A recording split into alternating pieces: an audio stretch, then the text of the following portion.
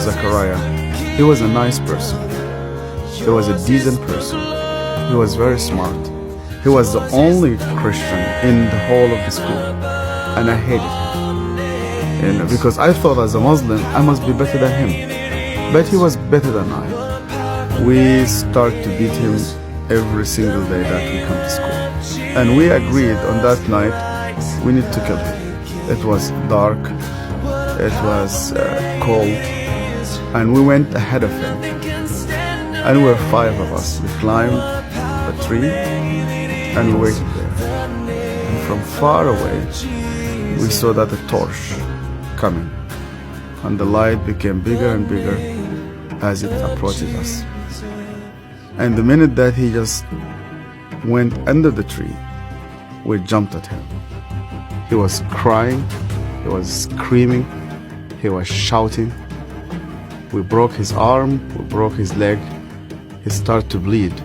And because he started to scream and begging for help, I put my hand in his mouth so that no noise will come out of it. Similar when you are slaughtering a sheep, it's just shivering, and the others were beating him.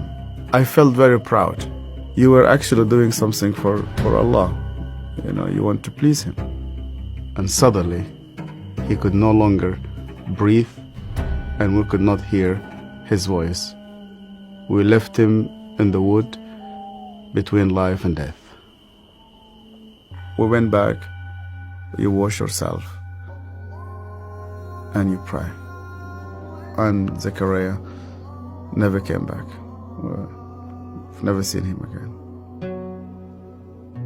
I was born and raised up in a very, very fanatic Muslim family. When I was a child, my father brought me to a Quran school. I was only 8 years old, and my father just dropped me there. They shaved my head. We sat in a circle. The Shaykh sat in the middle of this circle, and he has a very long whip. I was forced to memorize the Quran. Every mistake that you do, this whip will just come right in the middle of your head. You're not allowed to cry, because in our culture they tell you men never cry. I was crying every single night. And they told me, you belong to the Islamic Ummah, and that's why you fight for it, you stay loyal to it. I started to hate people, to hate everybody who's not a Muslim. And I especially used to hate the Jews. So I was preparing myself to go and fight for Allah in the jihad. But every night I went to bed, and when we put the light off, I did not know what will happen with me if I die. My cousin was severely sick, and the doctors, they said he's going to die. They gave him only a couple of days. And one day came 2 people. They were Coptic Christians, and one of them wanted to greet me, and then I saw he had a cross, and then I pulled my hand back. I said, well, I'm not going to touch a hand with a cross. And then he said to me, we hear that this child is sick. We would like to pray for him. And only out of politeness, I told them, okay. And they started to speak to God like a person that he speaks to his friend. They said, God, please heal this child. The minute that they said Amen, this child opened his eyes for the first time in 4 weeks. He started to move his hands. He started to speak. He sat down in his bed and he started to walk. And one of those 2 persons who prayed sat down with me, and he said to me, you know what? The real miracle is that God wants to change your heart. Do you believe that Yeshua is alive? And I told him, yeah. Because according to the Islamic tradition, God took him to heaven and he's alive and he will come back one day. And he said to me, because he's alive, you can speak to him. That changed my entire life. And when I started to read the scripture, nobody needed to convince me to love the Jewish people. The only way for Muslims to start to love the Jews is when they meet Yeshua. I loved my family, I loved my father, I loved my mother, and I loved my community.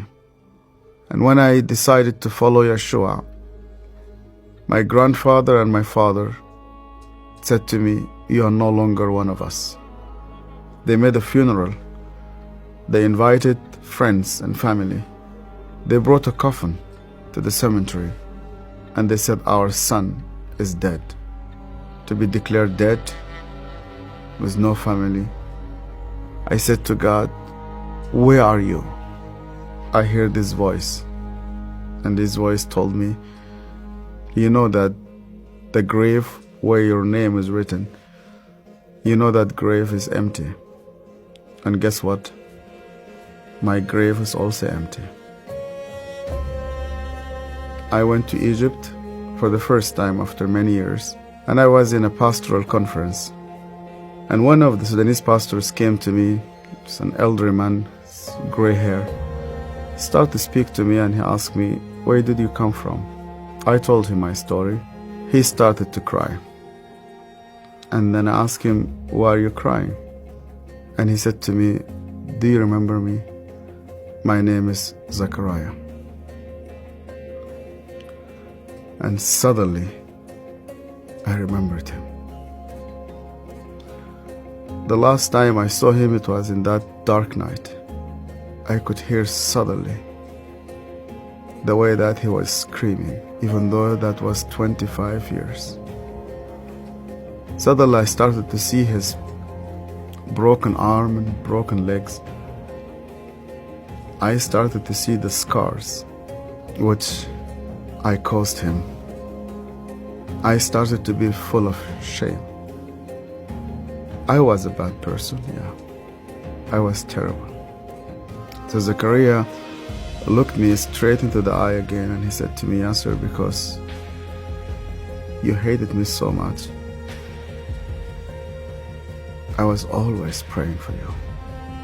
He opened his Bible, and the minute he opened his Bible, I saw that my name was written in the first page. I hated him. He prayed for me. On that day, God confronted me. He said to me, "Even before you start to think about me, I was thinking about you. To love those who hate you, you need someone whose name is Yeshua."